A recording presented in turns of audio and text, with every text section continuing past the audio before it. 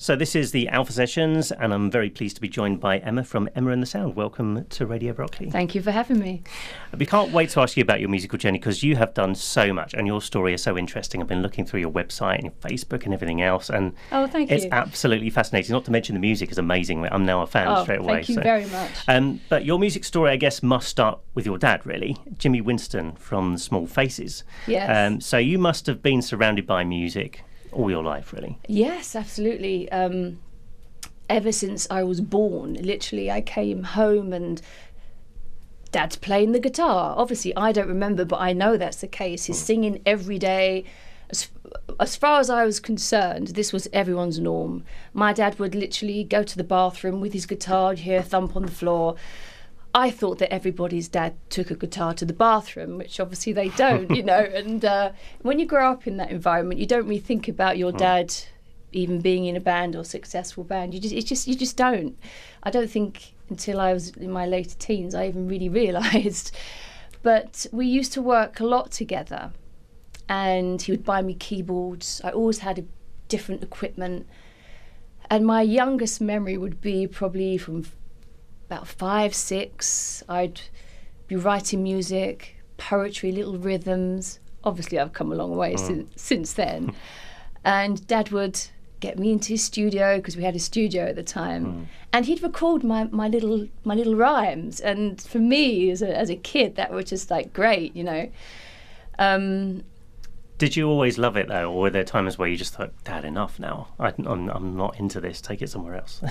Or did you always love music from an early age? No, I've always loved music. Yeah. I used to invade my parents' dinner parties, thinking that everybody wanted to hear the song that I just wrote with my keyboard. And to be fair, they weren't bad for my age. Yeah. So no, I've always loved it. Always loved it. My dad literally is someone, though, a musician who literally plays 24/7. 24/7, and for me that was just a norm. That was just very, very normal to me. And they entertained my music at the dinner parties, so I got away with it. They were very proud, I'm sure. They were quite proud, yeah. Do you still remember some of those songs? I mean, have you dug out some of the old songs? Oh God, yeah. I remember there was one song we recorded, and it was something like, "Boy, you make my eyes turn fantasy blue," and it's really poppy and like little kiddie. "Baby, baby, when I look at you." I mean, it really is really kind of poppy. I like it already. Yeah, you make my eyes turn fantasy blue. It was something like that. Yeah. It's about as much as I remember. And then I had a school project when I was about 10, and the music teacher teamed you up into, right, go home. This is the subject. Write a tune, come back, and you sit in front of the class and you do triangle. And so what I did, I went home and decided to cut a track in the studio with my dad after writing something. So me and a friend went into the studio, put down this track. Next day I take it in. "Oh yeah, I've done my homework." They're like, "What?" "Yeah, we've been in the studio and we've done it," which was like, wow. And then they played it to the whole school assembly. And I remember at the time, because I was so young, you know what kids are like, I was like, "Oh no, this is so embarrassing. This is so embarrassing." Because I'd never thought about that. Yeah. Whereas now I'm proud to want to show my music to the world. When you're a kid, you're like, "Oh God, no." So I was always up to something musically. And we're going to talk about, obviously, your music and your songwriting very shortly. But, I mean, I can't obviously let you not talk about the whole Small Faces thing with your dad, because he was one of the original members, wasn't he? So tell us how that all came about. How did they get together? Well, my father's family, they owned pubs all over the East End. And a very famous pub called the Ruskin Arms, which is associated with the Small Faces, because all the boys met there. One evening the boys came in, Stevie Marriott, Bonnie Lane, all the crew, and they just got chatting. Bunch of young lads, musicians, same love and passion for music. My dad had just left drama school at the time. He was trying to get an agent, and suddenly he stumbled across these guys, and they said, "Hey, listen, can I throw some ideas at you?" So my dad had a house in Stratford at the time. He went, "Let's go back to mine." Went back to the house, had a few drinks all night. Literally the whole night they were jamming and playing. And by the morning, Small Faces was formed. Wow. And that was the beginning of the journey for them. And what an incredible journey it was. And he was there for the first year or so, wasn't he? He was, yeah, but like a lot of bands, ego and ego, bands can fall out. Yeah. So him and Stevie locked horns. They became friends at a later date, but they locked horns, and my dad said, right, I'm out of here. And then he formed some other bands and did some fantastic tracks. And then he went into film and into the show Hair. Yeah. The revolutionary show Hair. Yeah. And a lot of acting as well, didn't he? Yeah. Along with yourself. So yeah. Do I remember he was in Doctor Who? Oh my God, yeah, he saved the world. Did he? He did, yeah. I can't remember the character he played, but he did. He saved the world, right. My dad, yeah.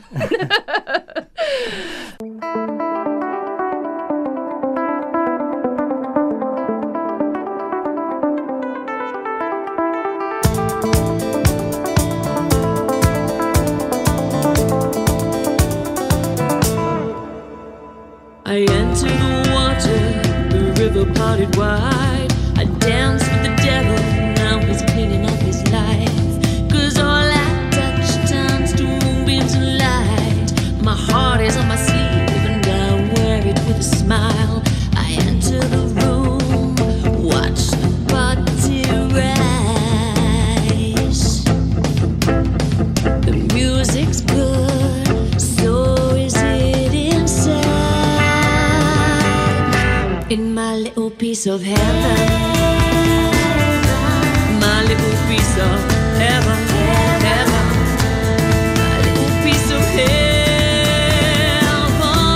my little piece of heaven. I climb up a mountain, connecting with the stars. I take a leap of faith into a lover's arms. 'Cause all I touch turns to moonbeams of light. Arms of a man and best friend by my side.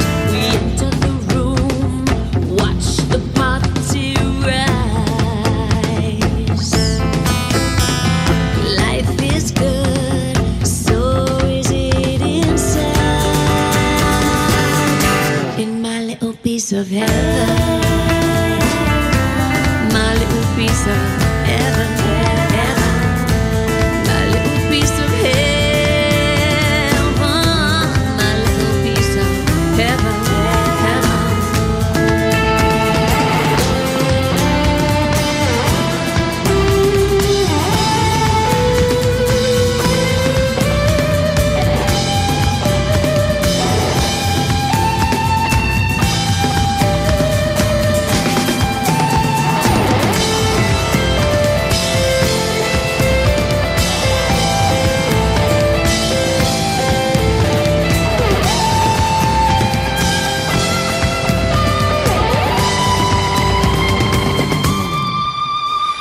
I enter the room,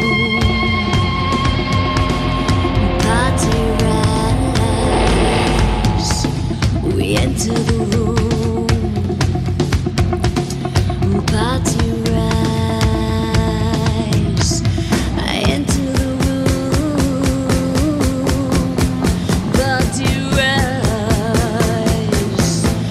I enter the room, party rise. Into my little piece of heaven. The Alpha Sessions. Little Piece of Heaven. Funnily enough, I wrote that song about my dog, even though you wouldn't know. No. Yeah. I wouldn't have guessed that. Because he's my little piece of heaven. I wrote it on a beach in Beer. I absolutely love Beer. So, and I didn't realise, but they call that place a little piece of heaven. And I wrote the song called A Little Piece of Heaven without even knowing that. Really? Spooky, right? That is spooky, yeah. And it was literally about the simple things in life are the most important. And my boy, my little partner in crime, we're sitting on the beach. You don't need anything else. You're just in your piece of heaven. Friends, nature, doggy, and just life is fantastic. Music is fantastic. So it's just a really positive, happy moment that I wrote and just wanted to share to say how happy I am. So when did you make a decision that you wanted to go into music as a full-time thing? I think that the decision was made for me. Right. my whole life it's been something that I've needed to do. There hasn't been a choice. But real life can also get in the way of things like a proper job. And I was, I've been a successful model for many years, and there are some years that I was literally full on with that. But I'd always come home to my music. I'd step in, step out. And then eventually I'm like, you know what? Sacrifice everything else. This is what I want to do. This makes me the most happiest. This feeds my soul, and it's cathartic. It's how I deal with life's sorrows, life's loves, life's everything. It's my therapist. So I'm happy to say I'm in a slight permanent therapy at the moment. Yeah. Just living my dream, living my music, and it's great. And you've performed alongside your dad, haven't you? And I have various times. With many other legends from that era. So tell us about some of the people that you've been able to perform with. Yeah, I was very fortunate to be able to work with a few various people. There was a Mod Aid track they did for charity, and they asked my dad, can you come and perform with Ronnie Wood, P.P. Arnold, Chris Farlow, whole room of people. BBC were filming it. And I said to my dad, hey, listen, can you please ask them, can I come? Yeah. Can I come, please? I don't care. I don't have to say anything. I'll stand there and just to see you guys work. I'd learned so much. It'd be an absolute honour to be allowed to go. So he asked them. I said, yeah, bring her along. Stevie Marriott's daughter was there, Molly Marriott, so she was going. So I remember walking into the room, and my first vision was like coming home, literally. It was Ronnie Wood putting down some guitars, fag hanging out of his mouth. He's turned around and he's gone, right, Jim. And I'm like, great. It was just brilliant. It was just brilliant. Did that feel surreal for you, or did that just feel normal because you'd kind of grown up with that anyway? It didn't feel surreal. It did feel normal. I know quite a few. I've grew up in that world, so I've met many famous people, and I have friends in that world anyway. So it did feel normal. But as an artist, these people are incredible. They're legends. They're the people I absolutely admire. So I was talent struck, not starstruck, but talent struck, because to work, it was an opportunity that I realised not everybody has, but it just got better. So the producer in the control room said, hey, listen, how about you and Molly cut one of the tracks? I'm like, oh my God, yes, because it was a track called Afterglow, and what you're going to do about it. So they said, okay, Afterglow, you can sing that. I'm like, Dad, I've never heard it before, but I'm not missing this opportunity. There's no way I'm missing this opportunity in a million years. And Dad said, listen, you haven't heard it. It's a very tricky song. Don't humiliate the family. Right? Oh, no pressure then. I'm like, no, I'm doing it. I'm not missing an opportunity. No way. So I said to the producer, so how long have I got to actually, familiarise myself with this? Bearing in mind there's BBC cameras filming everything. Oh, you've got 15 minutes. Wow. I'm like, eeks. So I said, okay, this is how I'm going to do it. Can you give me a CD of it? I'm going to take it in the car with the lyrics, and I'm just going to familiarise the sound, the melody. There's no way in 15 minutes I'm going to be able to, get the whole song down and learn the lyrics. So I did it. I don't know how I did it. I came back and I literally sang it. It could have been total humiliation, but nerves can get you through sometimes, and absolute passion for not wanting to miss an opportunity. And I did it, and my dad after said, oh, thank God for that. Oh, thank God. He was probably more nervous than you were, wasn't he? He was so nervous. I could see his face in the control. I'm like, literally looking like that. And he said to me afterwards, I have no idea how you just did that. No idea whatsoever. Major daughter points. Yeah. Excellent. And has there been anyone else that you kind of think, I really would love to have worked with that person? You've mentioned a few, P.P. Arnold, Ronnie Wood, etc. Are there any other people from that sort of golden era that you think, I wish I had the chance? Jeff Beck. Right. Jeff Beck. I mean, he is just the most incredible artist. As a guitarist, he is just unbelievable. And I had the privilege to see him almost as close as we are perform Ness and Dorma live. Wow. And I was literally like this, because in the guitar, it's not even like a guitar anymore. It turns into, it's just a being. It's alive. It's a creature. He's got his own thing going on, and it was so beautiful. So Jeff Beck, I would love to work with. Wow. Muse, I'd love to work with. Oh, well, if you're listening there, Muse, you know. Muse, you know where it's at. That's it. Drop us a line. We'll make it happen. Yeah. I would love that. Yeah. And we touched briefly on your acting as well. You're actually involved in a feature film as well. Is that right? Yeah, a horror film. Right. So tell us a bit about that. It's called Escape from Cannibal Farm, and it was released just this year, actually. Canada, America, and here in the UK. I'm a trained actress, so I did my job. And hey, who doesn't like playing the baddie, right? Absolutely. It's fun. Yeah. It's fun. So that's out now, is it, for anyone who wants to see it? It is. Excellent. Yeah. Let's move on to What a Life. Tell us about that one. Okay, What a Life. That's observations, really, of life. We walk down the street. Do you notice? Most things we don't notice. We're oblivious to the surroundings of people, to a lamppost, to a cafe, or the guy who's sitting in it every day. And it's really about opening up and just seeing around you, you know, getting your peripheral vision back and just observing your life and the world that you live in and the things that are going on behind closed doors. So that's not really a personal song about myself. I don't think you should always be self-indulgent. No, sure. Definitely not, no. No, it's a nice storytelling track, I like it. Yeah, it's a little story. Yeah.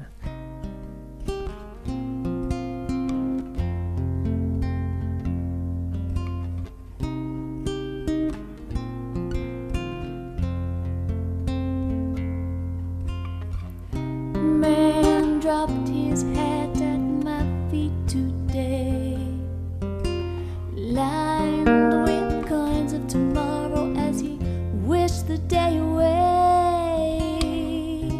Why live for tomorrow with the gift of today? It may never come, what a waste. Same street I walk, but no clouds ever the same. The world spins around us as old faces stare and look away. What a life, what a life, what a crazy life. Pass a coffee shop, cups half empty or half full. Pass a laundry shop where we wash away days before. Pass a corner shop too, lovers kissing in the dawn. Don't pass by life too fast or you just might miss it all.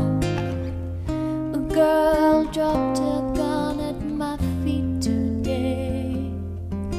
Her blood red lips kiss the barrel, trigger fires love with hate.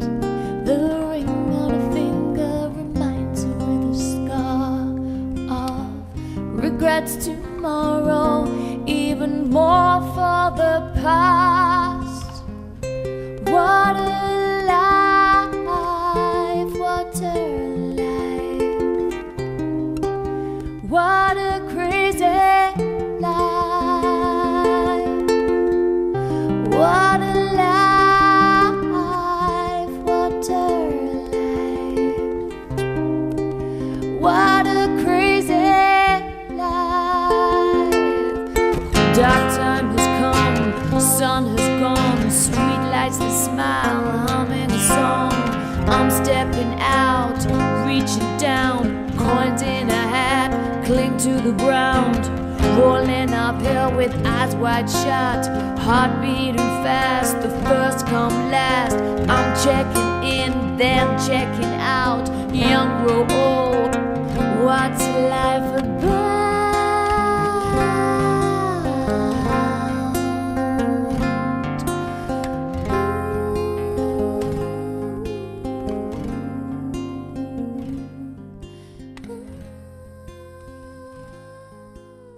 The Alpha Sessions. So let's talk more about the music now, and we'll start by talking about the band, Emma and the Sound. So how did that all come together?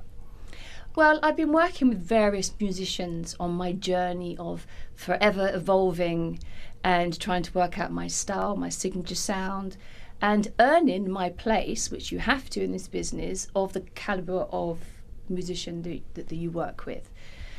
And Emma and the Sound kind of came about when I've just got such a fantastic band. My guys are just brilliant.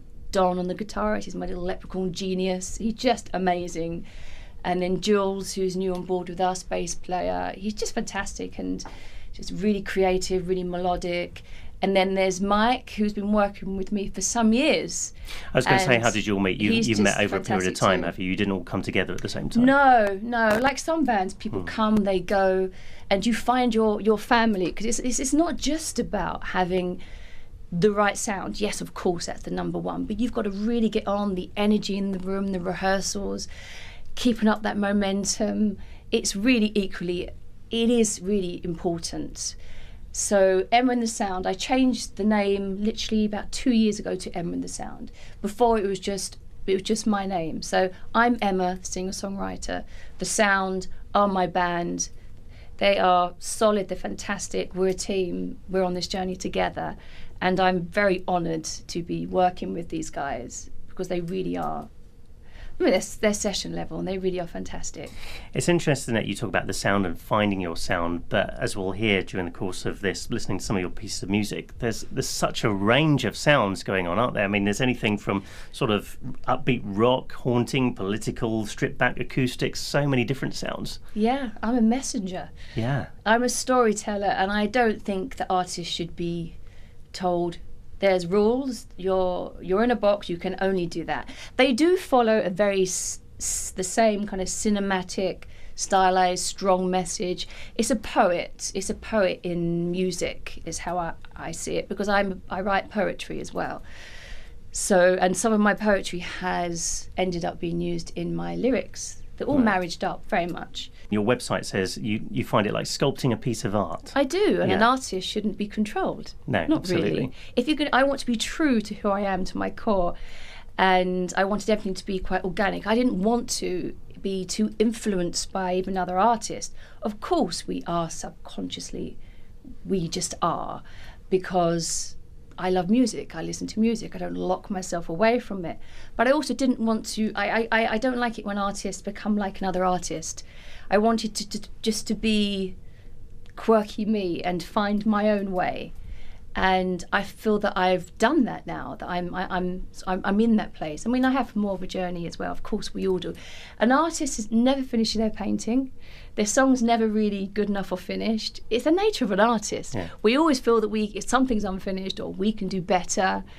And I mean, I'm a surreal artist as well, painter, female figurative nudes. So between that, my poetry, my songwriting, they're all just very cathartic. Okay, well, let's talk to you about some of the songs that you've written then. Black Lullaby. Tell us a little bit more about how that came about. Now, that was a very personal song to me, because singer-songwriters, it's our canvas. When we write a song, usually it could be our darkest time. We've had a heartbreak. We write our best work, actually, when we're not feeling too happy. And this was a time where I was in a situation that life isn't always a fairy tale. And at this time, it wasn't a fairy tale. And I had to deal with something. And in that moment, I guess it's like the yellow brick road. When you're about to embark on a journey, it may not be fun. And sometimes you can create this world, you can create something that is much bigger.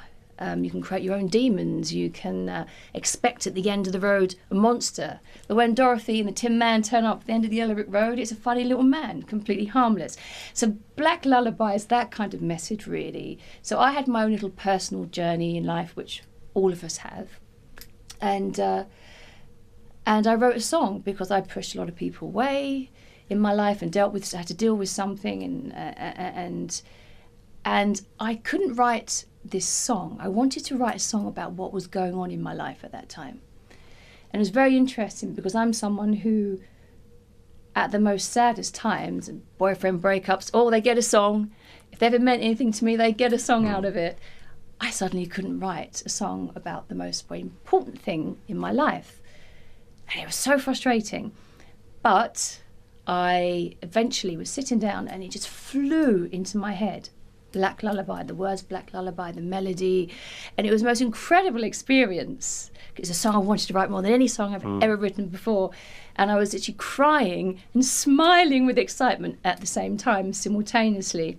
So that's how Black Lullaby was born, because I think as a songwriter, a gift that we have, an ability that we have, is when things happen in their life, and they do, that's just called life, we can get rid of it on a piece of paper. We write it, we talk it through in the story, we write something, and at the end of the completion of a song, you could have worked out, you can really work something out that's going on in your life, and it can be very, very helpful to your situation. So I think that Black Lullaby was that for me.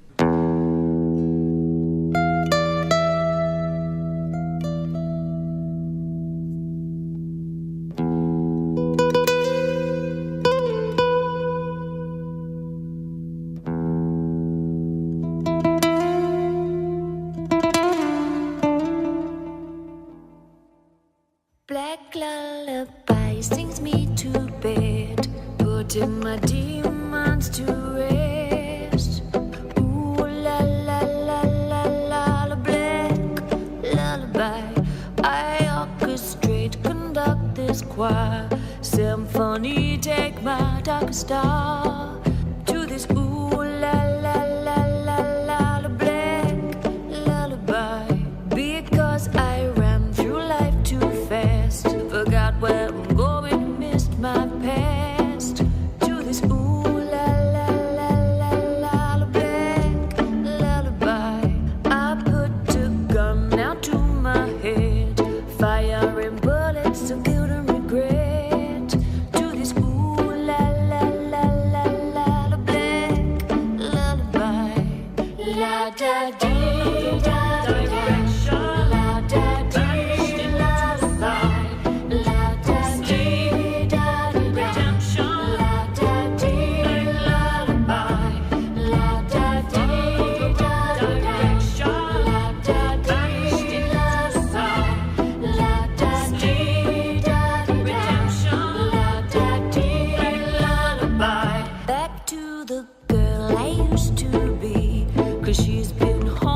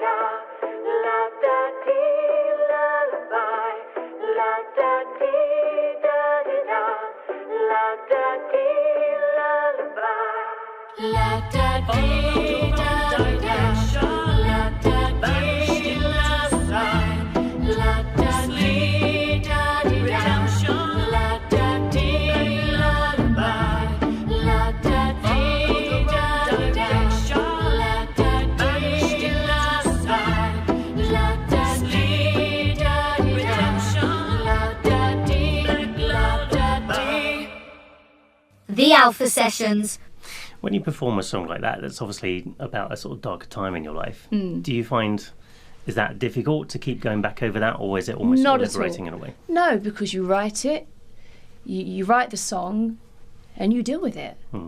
I'm quite a strong character, and I deal with things. So you can deal with something and you move on. And writing, or whether it's poetry, a song, or painting on a canvas, which I've done my whole life, you literally can let go of something, you work through it, almost like a therapist, and you let it go.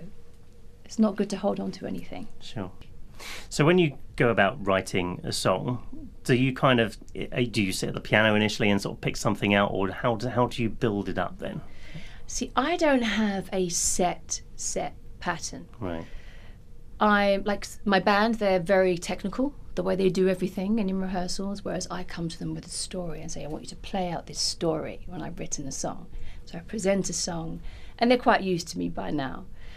I dream 50% of my songs. Now I know that sounds very strange and unusual, and it is, but I literally dream, it's a few lines, a melody, and sometimes it's even words, and I have to know to wake myself up, and I have a dictaphone, and I have to get it down within seconds, otherwise it's gone. And some of my best songs, Black Lullaby was born like that. Right. Yeah, And that came from a dream. That's a lot of fusions of different styles in that in particular, aren't there? Lots of sort of bits of classical and all sorts going on in See, there. I love that fusion. I love that fusion of you can have a bit of rock. I like to have sort of the dark and the light, that you can have something that's tragic, but it's something very beautiful as well.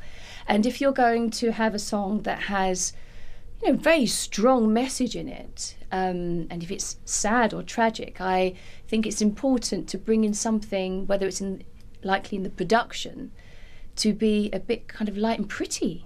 So you have some pretty guitar in it, which doesn't necessarily go with the subject.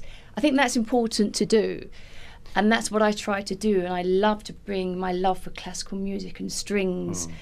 It aids that soundtrack, that sense of cinematic and drama and theatre, which I love. So I want to incorporate that into my music. So that's what I'm trying to do, and hopefully what you're hearing. Absolutely. And I'm intrigued that when you say you dream it up, I mean, can you hear the production almost when you're first thinking of the song? Yeah, you know how it's going to sound almost. I can do. Yeah. Usually there's like a bit of a bass line. I had a recent dream of something that had a really cool kind of groove to it. So, and sometimes I write on the guitar, and sometimes just completely in my head. I can compose a whole song in my head without an instrument. I've always been strangely gifted like that. Yeah. I know it's bizarre, I know, but... What's interesting is, I mean, how much would the band then have a say in... Would they take what you've sort of written and then have a play with it and do something completely different with it, or are they basically trying to just replicate what you've asked them to replicate? Every musician you work with will interpret... The melody stays the same, the lyrics, how I write it remains the same. But the band interpret it. I can give 10 musicians the same song and they'll interpret it differently in the riff that they create for it. And that's why my current band suits me so much, because I've worked with other musicians before, because I do have my style and I give direction, because obviously I'm an artist. I'm painting a canvas when I write something. A singer-songwriter, it's a canvas. They have a vision, they have a sound. So of course I have a say in that. But these guys are so good, and we're so on the page. We all want to be in the same place. That literally I don't have to give an awful lot of direction, because they just put it down, and we go to rehearsals. I'm like, oh my God, I love that. And that's fantastic. So when you get to that stage where you think, God, I'm not giving a great deal of direction, it's because what they're doing is just so fantastic. And you're all just doing what you love, and you've come together and it's working. Well, especially when it's so musically diverse as well, because if it was all a set style, you kind of think, okay, they've got the hang of the style that I like. But I mean, for instance, you're doing the sort of haunting sound of Soldier Ghost, and then you've got the very upbeat rocky style of Little Piece of Heaven. They're quite different styles, aren't they? Yeah. I think each subject warrants a different kind of production. Say Soldier Ghost doesn't suit drums. it's poetry that needs to be heard. It cannot be overproduced. It's a strong message. It's anti-war, and it needed to be quite beautiful. So you couldn't do something heavy on that. It wouldn't work. No. It would kill it. It would absolutely kill it. So it needed to be absolutely stripped back. So each song I write, it's a different story. So that story has to be told. The music, the musicians, they need to play something that tells the story. Not just play something, not just play a rhythm or a riff. It has to be, it's why I say to the guys, can you play this little story? I'm going to tell you a little story. Can you make your guitar speak that story? So that's what we do. That's why you hear a bit of diversity, because the guys are so talented. They bring to the table the story in their instrument. So you get that diversity.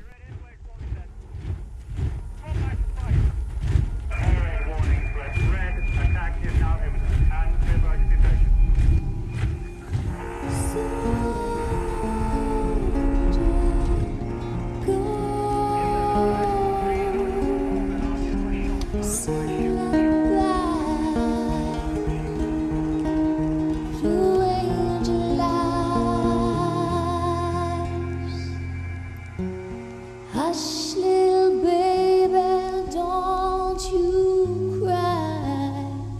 A mother holds her child in tears as terror takes the sky. Father's kiss that said goodbye.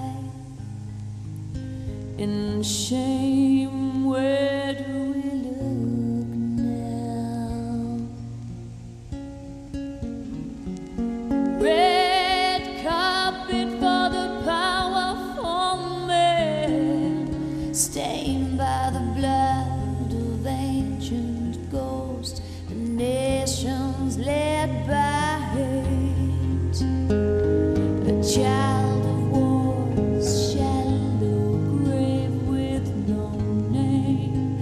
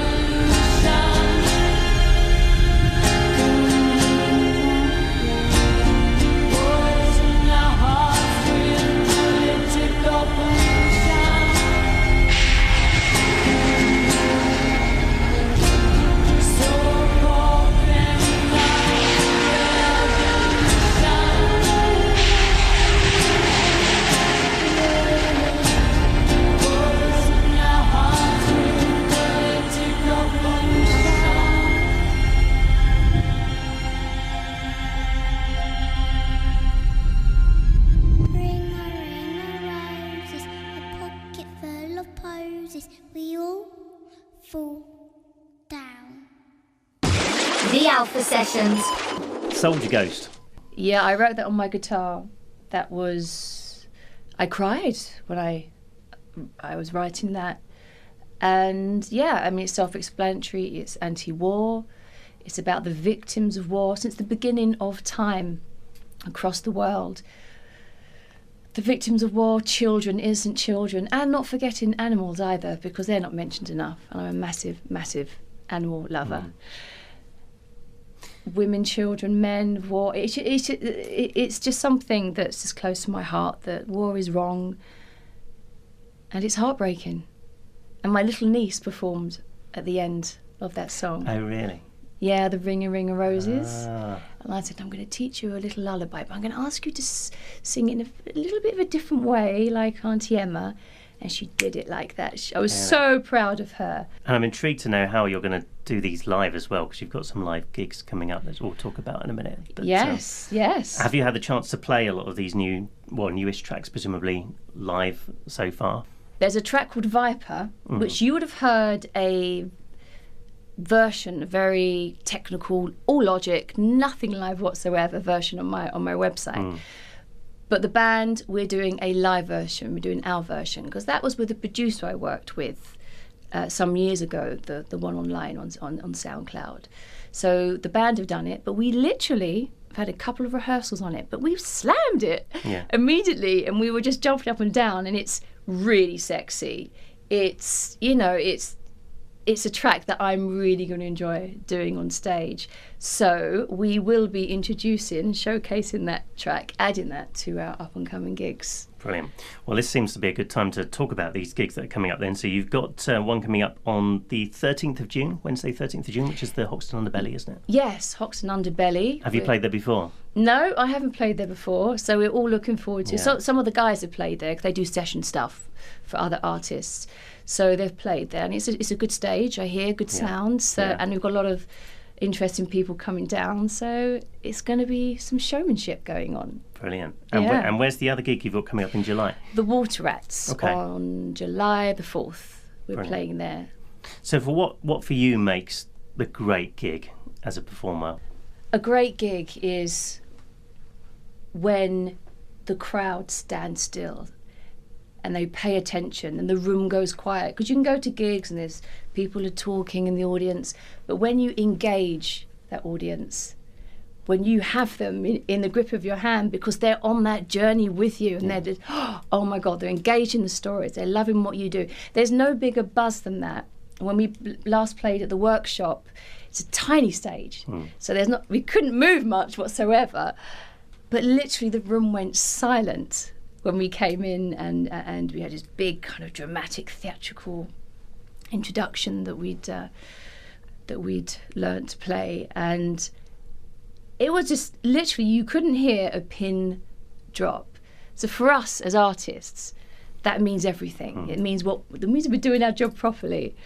Yeah, perfect. And do you have any sort of rituals that you have to do before you go on stage? Any sort of routines? Not really. No. I can kind of go, I tend to go kind of straight on. Yeah. Perhaps a bit of humming here and there, but we tend to go straight on. I like to try and be a little bit quiet, because you can get fan base, friends, people coming, and they all want to chat to you, and you say, hey, listen, let's chat afterwards, because you're kind of getting into character, because my songs, they are characters, each and every one of them. So I kind of like to go into a bit of a zone first, and not just chit chat and wear your voice out. You don't want that. You want to pull focus from that. So I connect with everybody afterwards more than beforehand. Like to get into my... Do you still get nervous before a gig, would you say? Yeah, I get nervous, and then I think most people do. Yeah. And then when you get on the stage, I don't want to get off. That always follows through with me. Yeah. Yeah. It's like you always you're hyped up, you're excited and nervous at the same time. And then once you're on there, that's it. This is always the fun question that we like to ask people on the programme. Your dream rider, if you could ask for anything before a gig, whether it be favourite food, favourite drink, or just extra demands that you would have, what would be top of your list? Oh God, I don't know. Dream before a gig.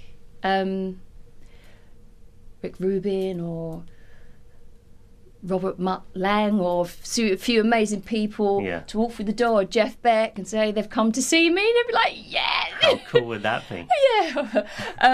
Then you'd be nervous before a gig. Then I would, yeah. But you know what? Something like that actually drives you on. Yeah. Funnily enough, it does. But as fast food or anything like that, I'm a big foodie.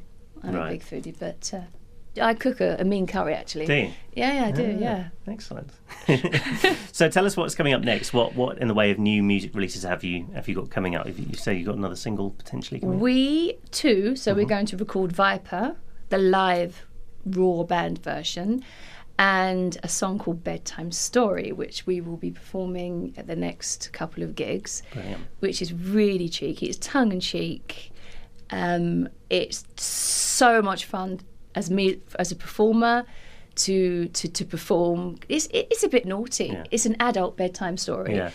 A little bit surreal, because often if things are right lyrically are. Yeah. It's just great fun. It's definitely one for the boys. The boys love that one. Excellent. I can't wait.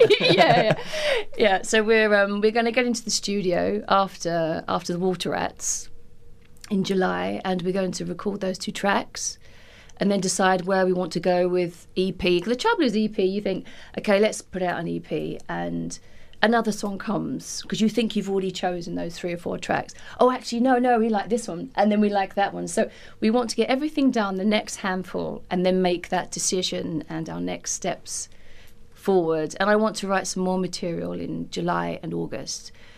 I'm going away to the coast in August, and it's my favourite place in the world to be creative and write music. So that's the plan, to get some new material as well for when I come back. Oh, I can't wait to hear it all. And for anyone who wants to listen to the tracks that we've already been discussing during this programme, where can they go to? They're on your SoundCloud, aren't they? Yes, so it's on SoundCloud, Emma and the Sound.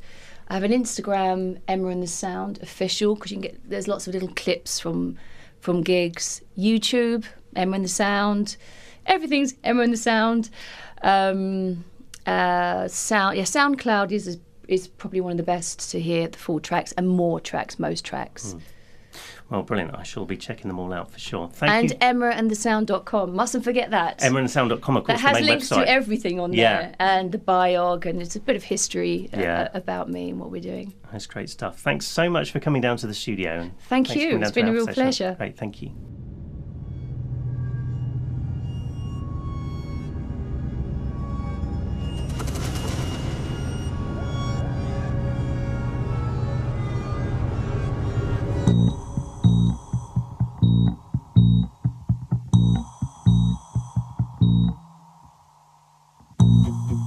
Classic prescription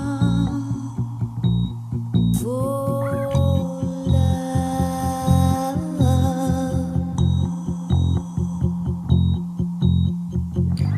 I woke up early with a deep pain in my heart.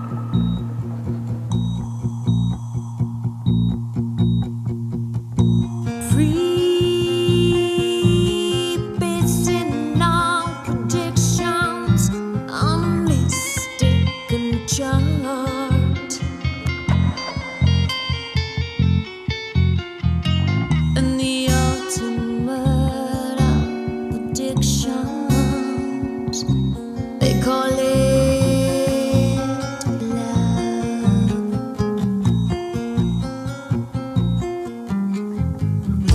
love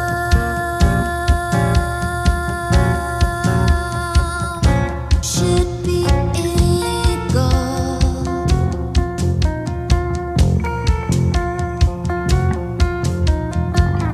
An overdose of bad stuff can be lethal.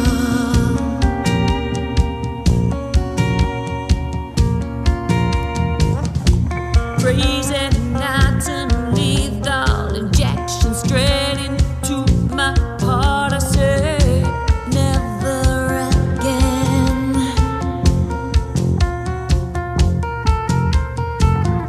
But just like love, I'm sentenced by my own lust and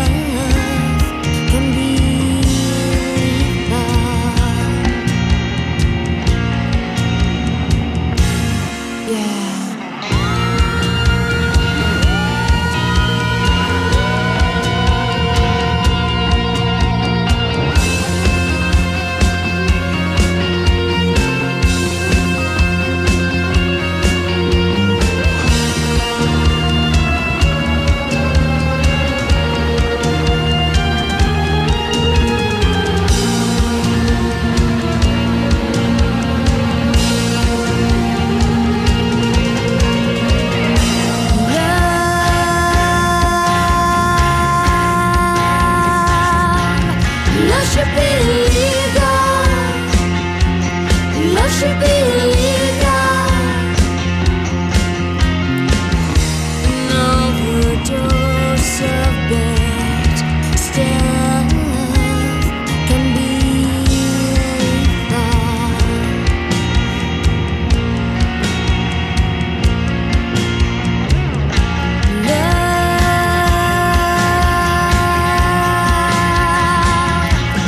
Love should be illegal.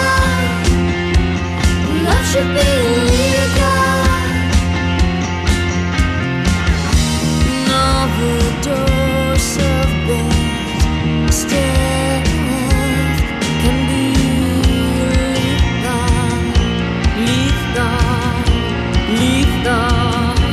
lethal. Check for pulse. Check for pulse. Check for pulse.